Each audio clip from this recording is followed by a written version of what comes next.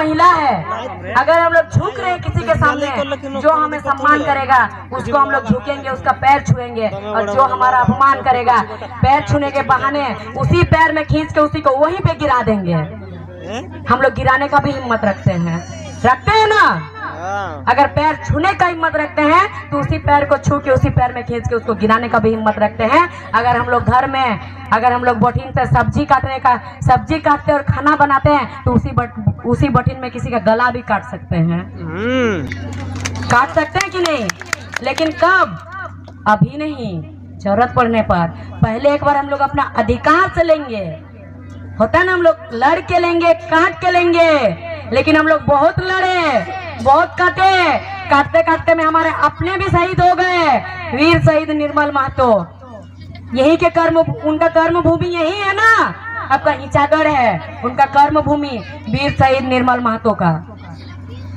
तो सब जान दे दिए, अब जान देने का बारी नहीं है। अब हम लोग भी दिमाग से काम लेंगे, बहुत हम लोग दिल से काम लिए। अब लड़ के लेंगे, काट के लेंगे। 2024 में चुनाव लड़ेंगे और हम लोग वोट काटेंगे और जेबी केसस का सरकार बनाएंगे और हमारा नीति हम लोग बनाएंगे। और हम ये पूरा नहीं कर रहे कि अगर आप लोग को कोई बोले कि मान लीजिए अगर आप लोग उसको बना लिए विधायक या सांसद और आप लोग के विपरीत अगर वो काम करे किसी और का बहकावे में, तो हम लोग उसके खिलाफ भी जा सकते हैं। हम लोग उसको भी नहीं छोड़ने वाले हैं। और एक चीज हम बता रहे हैं, हमको बहुत कोई यहाँ पर पूछे कि दीदी विधानसभा, ये वाला हम क्लियर कर रहे थे विधानसभा चुनाव के बारे में कि विधानसभा चुनाव का क्लियर हुआ क्या कि किसको टिकट मिलेगा। तो अगर कोई आप लोगों को बोलता है कि हमको टिकट मिलेगा, हमको मिलेगा, तो ये अफवाह बातों में आप लोग नहीं रहिएगा। जयराम दादा अभी तक स्पष्ट विधानसभा का कुछ किए ही नहीं है, किसको टिकट मिलेगा किसको नहीं मिलेगा। टिकट उसी को मिलेगा जिनको जनता चाहेगा, जिनको वोट देने वाला चाहेगा, जिनको वोट देने वाला पसंद करेगा। फिर उसके बाद केंद्रीय कमेटी डिसाइड करेगा कि किसको टिकट देना चाहिए। कोई बोलने से किसी को नहीं मिलेगा, ये चीज में आप लोग क्लियर रहिएगा। इसीलिए सारा पावर आप लोगों पे है और आप लोग सही इंसान को चुनिएगा, गलत नहीं। अगर इस बार गलत कर दिए तो आप लोग कहीं का नहीं बचिएगा, कोई कहीं का नहीं बचिएगा। जो अभी अगर हम लोग अधिकार मांगने जा रहे हैं तो हम लोग के नाम पे धारा लग रहा, हम लोग को पुलिस प्रशासन द्वारा पीटा जा रहा है। तो आने वाला 2-3 साल के बाद वही पुलिस प्रशासन आके सबको घर से घसीट के निकाल देगा और निकालने के बाद यहाँ फिर कंपनी बैठाएगा, क्या क्या करेगा कुछ मालूम नहीं, क्या क्या करेगा। अब की बात से कोई भी वोट मांगने आएगा, एक सवाल आप लोग जरूर कीजिएगा। आप वोट मांगने आ रहे हैं, जैसे भैया बोल दिए अभी कि बोलते हैं कि हम सड़क बनाएंगे, विकास करेंगे, रोड बनाएंगे। आपका यहाँ का रोड देखे 23 साल से कैसे है। आप लोग सीधा बोलिएगा, रोड तो बनाइएगा। क्या आप ऐसा कोई नीति बनाए थे इस साल में? सबका तो सरकार बना था ना, सबका सरकार यहाँ पे झारखंड में बीजेपी का भी सरकार बना था, गठबंधन। अभी कांग्रेस और जेएमएम का सरकार बना है गठबंधन। तो कहाँ झारखंड में कुछ बदला हुआ नहीं? तो क्या आप कुछ ऐसा नीति बनाए हैं जो आपका बच्चा बड़ा बड़ा गाड़ी में घूम रहा और एसी वाला घर में रह रहा, मेरा बच्चा भी रह नहीं सकेगा? क्या बराबरी का हिस्सा दे रहे हैं आपका बच्चा का और मेरा बच्चा का? नहीं। आप वो चीज कीजिए जिसमें आपका बच्चा का जैसे मेरा बच्चा भी पढ़ सके। पूछेगा ये चीज कैसे होगा, अगर ये चीज बोलेगा, अगर शांत रहेगा तो सीधा बोलिए।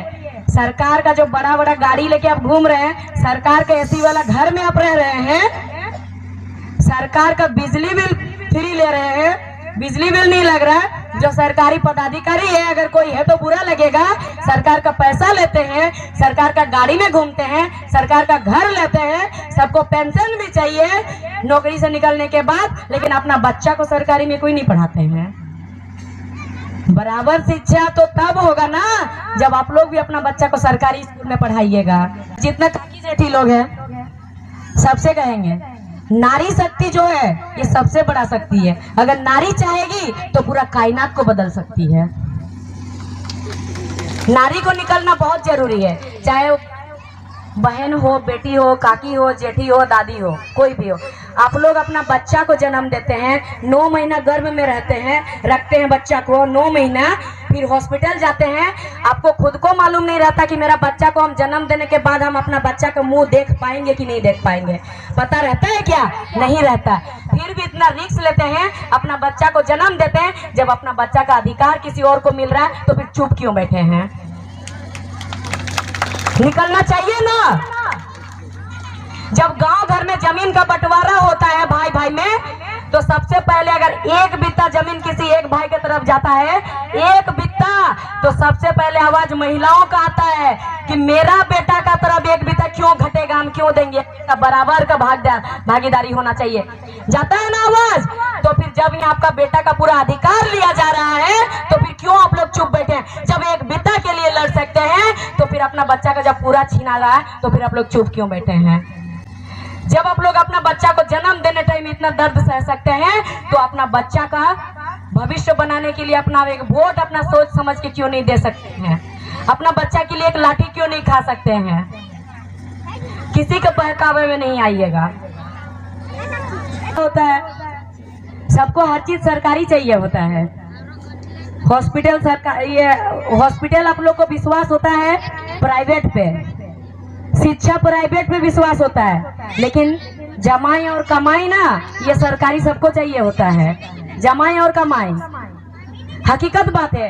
तो जमाई और कमाई अगर सरकारी चाहिए तो आपका बेटी को भी निकालिए कि आपका जो मेरा जो जमाई होगा, अभी आप लोगों को किसी को नहीं मालूम कौन आपका जमाई होगा, लेकिन कोई तो होगा जो सरकारी नौकरी के लिए इंतजार कर रहा, नीति नहीं बन रहा, क्या वो अकेले लड़ेगा? आपका बेटी बाद में जाके ऐसे मौज करेगी, वहाँ राज करेगी? लड़ना तो सबको है, तो अभी लड़ने के लिए भेजिए, निकालिए बाहर। घर में फूल कुमारी बना के मत रखिए, फूलो झानो झांसी रानी बनाइए अपना बेटी को, फूल कुमारी मत बनाइए।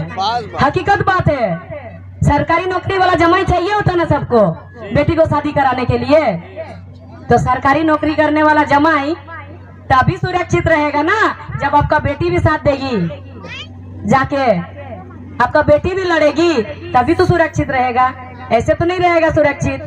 हमारा तो नौकरी चाकरी सब बेचारा, फिर आप लोग को सरकारी जमाई कहाँ से मिलेगा? ये छोटा छोटा चीज सबको हम लोग समझते नहीं है, हम लोग घर में बैठ के रह जाते हैं। खासकर महिलाओं को बोल रहे हैं, महिला एकदम नहीं निकलती है, बिल्कुल भी नहीं। और महिला नहीं निकलने का वजह पुरुष वर्ग के लोग भी है, क्योंकि हम दोनों ही को कहते हैं। फिर ये नहीं होना चाहिए कि खाली ये लोग को समझा रही है, हम लोग को डांट रही है। डांट रही वाला बात नहीं है, हकीकत बात है। जब पुरुष वर्ग के लोग जाते हैं कहीं पर भी आंदोलन में जाए या फिर कुछ भी चीज में जाए, दादा लोग क्या करते हैं, भाई हम वहाँ जा रहे हैं, जाएगा क्या? तुम भी चलो ना, जाते हैं वहाँ घूमने के लिए, या फिर वहाँ आंदोलन हो रहा, जाते हैं। अपना बाइक में एक भैया को ही बैठा लेते हैं। अरे भैया आप लोग तो किसी में भी चले जाइएगा, आप लोग ये क्यों नहीं करते कि हमारे घर में हमारी माता है, हमारी बहन है, हम उसको बाइक के पीछे बैठा के ले जाएंगे?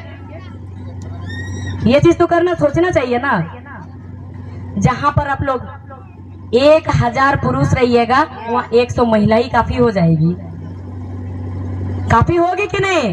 अगर आप लोग सोचते हैं कि तुम लड़की हो, तुम महिला हो, तुम वहां जाके क्या करोगी, तो उनसे यही कहना है कि आप लोग जहां है, अगर आप लोग 1000 है तो 100 महिला ही काफी है। इसीलिए महिला को ले जाना, क्योंकि महिला को समझा पाना मुश्किल है।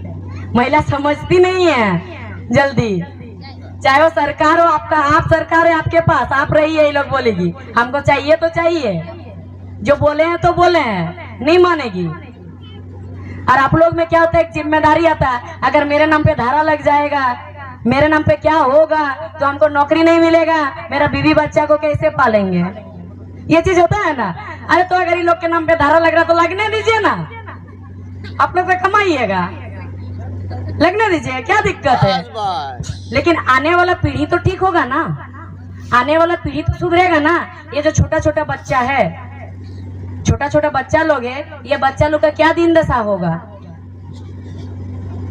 अभी हर जगह पे धीरे धीरे करके जो शहर में बाहर के लोग बसे हैं, वो लोग धीरे धीरे करके गांव इलाका में भी जमीन खरीद रहे हैं ना, जमीन गांव इलाका में भी खरीद रहे हैं। फिर वो जब गांव में घुसेंगे तो आप लोग कहाँ जाइएगा? और जरूरी है एकदम वो लोग गांव में घुसेंगे ही, ये बच्चा लोग जब छोटे छोटे बच्चे बड़े हो जाएंगे। अभी जब झारखंड में ये परिस्थिति है, अगर अभी बदलाव नहीं कर पाए हम लोग तो कभी बदलाव नहीं कर पाएंगे। जयराम दादा जो है, जयराम दादा सिर्फ एक मात्र नाम नहीं है, जयराम दादा एक विचार है। हमें उनका विचार के माध्यम, उनका विचार को जन जन तक पहुंचाना है। और जैसे दादा बोले कि इतने लोग काफी है उनका विचार को जन जन तक पहुंचाने में। अगर आप लोग, जितना कोई आप लोग है, आप सब में से अगर अपना रिश्तेदार से जब बात करते हैं फोन में, तो आप लोग ये बात को अगर रखेंगे तो सोचिए कि पूरा जयराम दादा का विचार सब जगह होगा।